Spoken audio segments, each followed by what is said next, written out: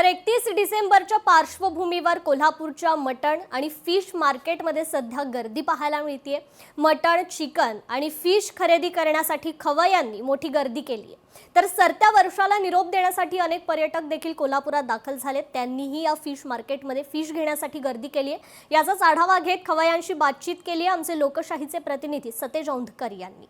31 डिसेंबर आहे। सरत्या वर्षाला निरोप देताना अनेक जण खरतर मटण असेल, फिश असेल अशा अनेक पार्ट्या करताना आपल्याला पाहायला मिळत आहेत। याच अनुषंगाने कोल्हापूरच्या फिश मार्केटमध्ये प्रचंड अशी गर्दी झाल्याची, खवय्यांची गर्दी झाल्याची विशेषता आपल्याला पाहायला मिळते।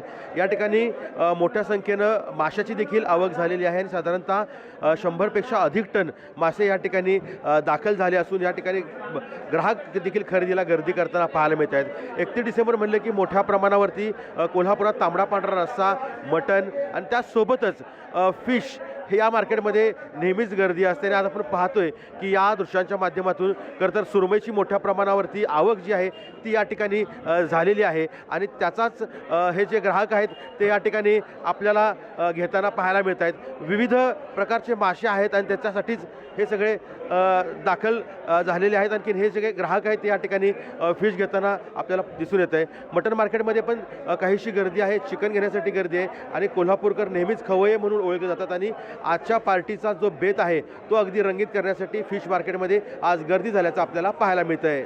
सतेज औंधकर, लोकशाही मराठी, कोल्हापूर। लोकशाही मराठी ऐका, पहा, जागरूक रहा।